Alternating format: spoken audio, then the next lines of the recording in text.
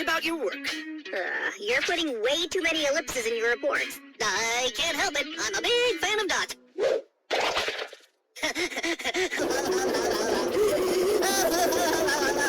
You have to stop his emotional outbursts before we all drown in these dots! I have the idea! So I'm sure everyone knows this guy. Oh, there he is. Now I know you're wondering, what cool things has this guy done in the comics? Wow.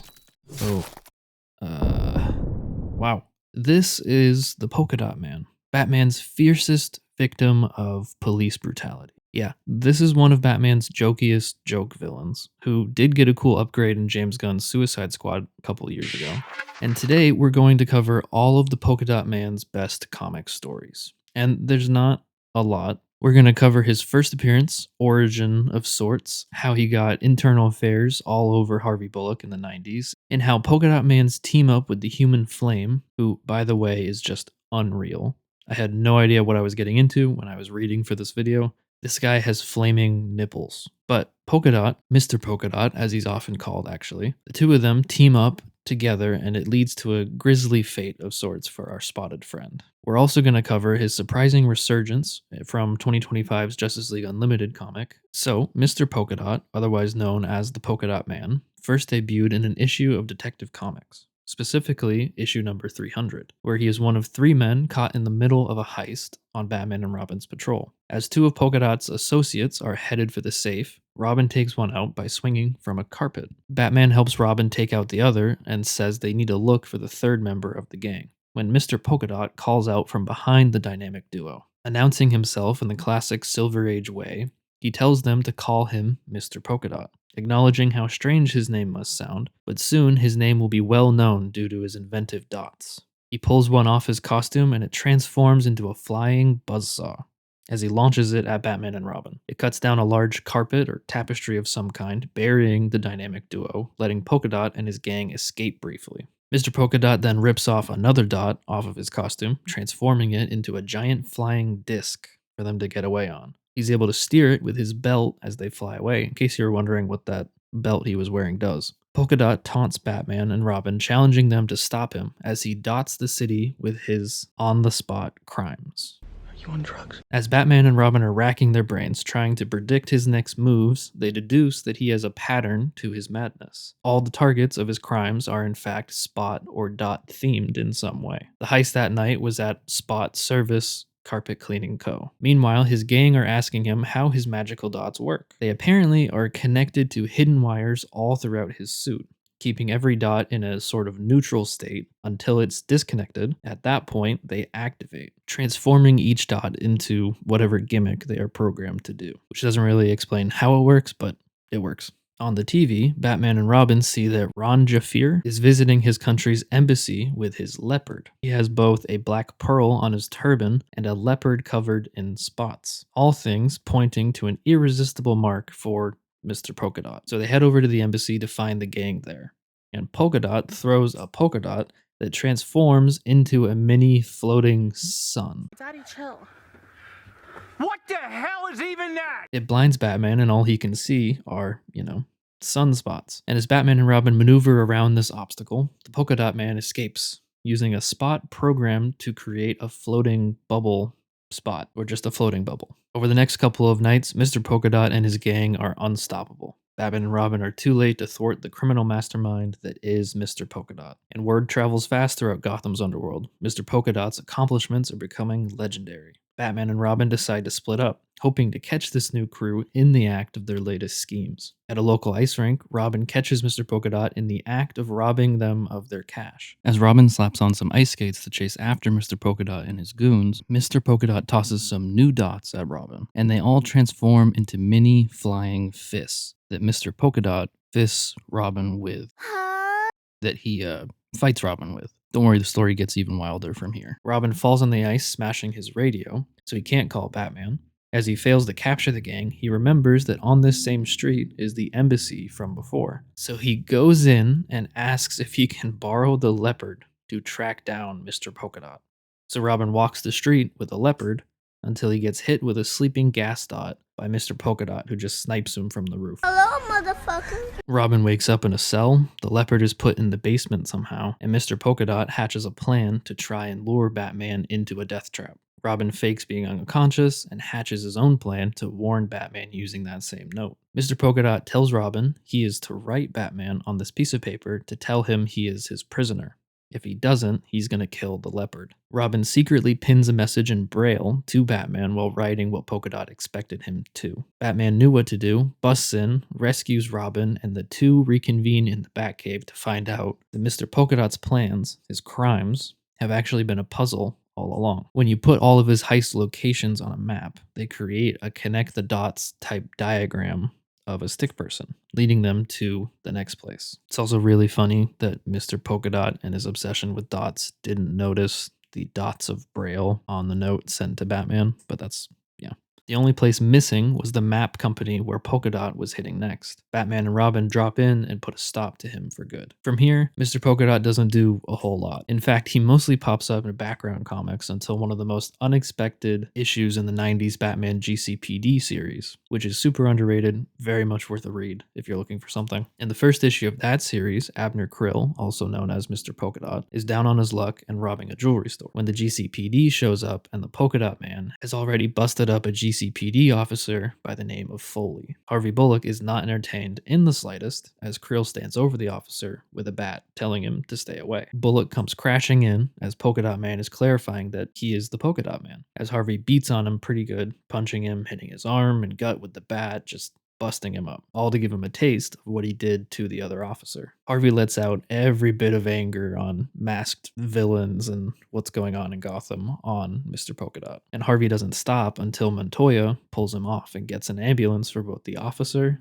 and the Polka Dot Man. We find out throughout this series that Krill actually sues the department for police brutality, and Internal Affairs is all over Bullock for it. Even Montoya doesn't vouch for him in this. But from here, Mr. Polka Dot doesn't pop up in a major way except for getting thrashed by various Bat family members on date nights for fun and just in background stuff, until a very random feeling period of time when we got a series called Final Crisis Aftermath Run, a 6-issue fever dream of a comic. This little series all takes place after Mike Miller, the Human Flame, pulled some revenge plot and teamed up with Libra to get a shot at Martian Manhunter. So in the aftermath of all of that, Human Flame is laid up and on his own. He wakes up in a hospital. A nurse or doctor is checking in on him. She's being all nice and everything, and Mike just screams, "Get off me," as he punches her in the face, leaping out of the bed. As he runs out of the hospital, he thinks to himself the lady probably had it coming. And so did the kid with the broken legs he knocked off his bed on his way out. This is a top tier man, if you haven't realized. Mike looks up his buddy Joey, checks in, gets some clothes, and reminds him that he owes him $5,000. He doesn't have it, but he does know of a job they could do and grab even more cash from a mob deal. So Joey lights up a bit, and they head out and hit the deal. It doesn't take long until Joey shoots one of the mobsters in the neck because he's extremely high and lights the fuse of this whole craziness. The pair run as fast as they can. Mike decides they need to take cover, and there's a fast food place with a play place and kids that's just perfect for this moment. You know, since kids are short and they run fast, it'll be fine. Joey tries to bail as they catch up to Mike, only to bump into the animal-themed mascot of the restaurant, and Joey gets shot, as Mike sets the mascot and the mobsters on fire just to get away. In case you're starting to think Mike is a really cool guy, he evades the mobsters and sneaks into his ex-wife and kid's house through the basement, where he starts to tell Jan, his ex-wife, that things are going to be different. He had to get out of there for their daughter's sake.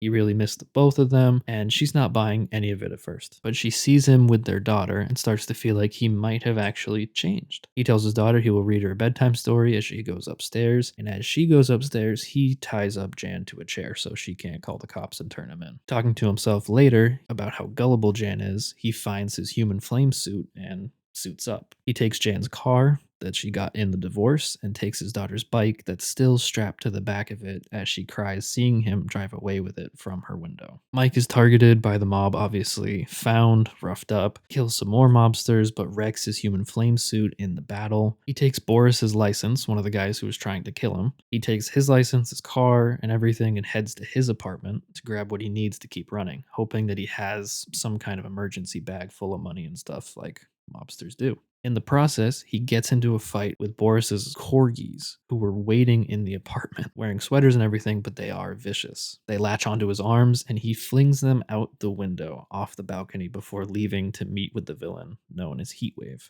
Fortunately, the corgis land in the pool, so once he meets up with Heatwave, he tries to buy one of his heat guns off him, to which Heatwave just basically mocks Mike for being a piece of crap, no-name villain with no skill or ability, and Heatwave sets the warehouse on fire and kicks him around. Mike escapes, but is pretty badly banged up after everything from the car wrecks and the fights and the mobsters and Heatwave now.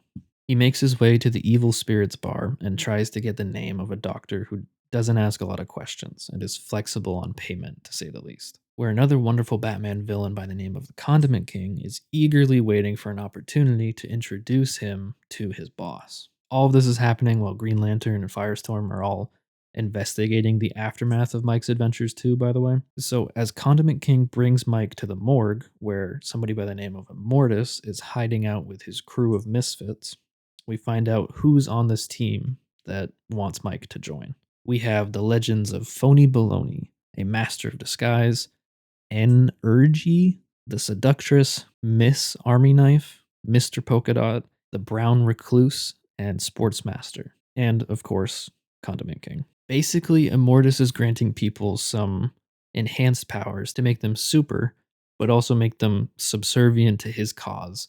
And Professor Milo is his magic maker, his secret doctor guy. So they drug up Mike before he can really resist since he's injured, and Milo goes to work. They make Mike into this enhanced human flame with flamethrowers in his palms, all over his torso, and some lasers in his fingers. But he can feel the pain and burn of the heat of the flamethrowers in his body when he uses them. If he keeps working for the gang, then he will get enhancements like taking away the pain and more power. From here, though, Mr. Polka Dot and the gang with Mike now go out on adventures after Mike torches energy for Immortis as a rite of passage because they thought he was doing something. Polka Dot Man cheers it on after, and they go out on a job. They get into a bit of a tangle with Clayface while trying to obtain an obscure batch of chemicals. Mikey's disgruntled pretty fast, realizing there isn't power and riches behind the work of this particular crew.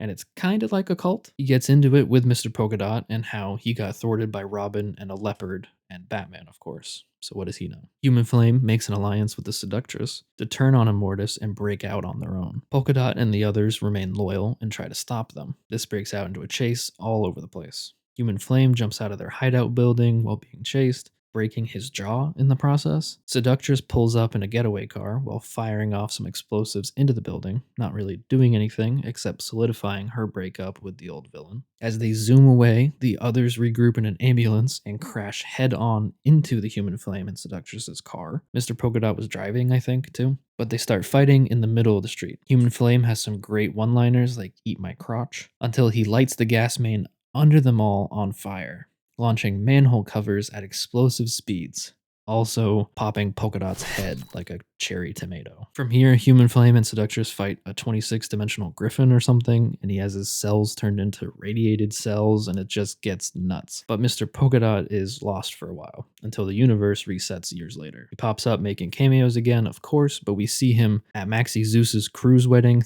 thing during a love boat situation, and Catwoman snaps a twig or cigarette or something from his mouth, and then he's kicked around a bit in the middle of all the fighting. One of the coolest bits of Polka Dot action comes after this, though, where the world is kind of on the brink of non-existence during the most recent DC KO event. And so as the remaining League members and heroes are working to clear the planet, a bunch of villains are still going about doing villainous things. And who's the first culprit who leads to the larger plot? That's right, Mr. Polka Dot is robbing a bank. And before he can tell them what's going on, the Atom and Batgirl play a game to pick who goes in first to take him down. The Atom ends up being the one who loses, and he raises his mask to strike with a heavier punch, and as he does, Polka Dot Man is saying, "Don't, please don't, you don't understand," but it's too late, and on contact, he explodes, or a polka dot of his explodes, leveling out the Atom and Batgirl. And it turns out a bunch of low-level villains have been upgraded or supercharged in a way, and all kinds of heroes are facing similar fates going up against what they thought were easy joke villains. Polka Dot doesn't have a whole lot of other comics going for him, or even more in that story, but he does have a 20-second tenure on the Suicide Squad in the Injustice 2 comics, where the evil Batman with red eyes, who may or may not be an alternate Jason Todd Batman, uses the bombs in their necks and blows up Killer Moth and Polka Dot Man without any hesitation or reasons, other than they aren't useful to him. And he pops up in the Batman 66 comics briefly, the Brave and the Bold comics, the Scooby-Doo and Batman mysteries, and of course, a few animated series cameos that I'm sure you're all familiar with. I'm curious what you guys would want to see Mr. Polka Dot become in the comics, or alternate universe versions of him, because he doesn't have a whole lot going for him, and so I think he's just waiting for a moment, kind of like what we saw with the Suicide Squad movie. Obviously, that was awesome, and it kind of made a character where there was no character. So he's kind of one of those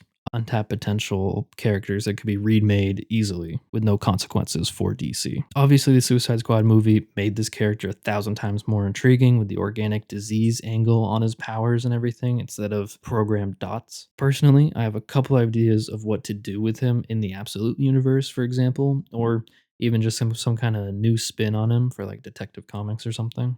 So for the Absolute Universe in particular, though, I was kicking around this idea of him with some friends being a Slender Man style assassin, if that makes sense. It dials down the amount of polka dots he has on him, but he has these like haunting discolored eyes that change colors from a disease he contracted, maybe related to Arc M or something.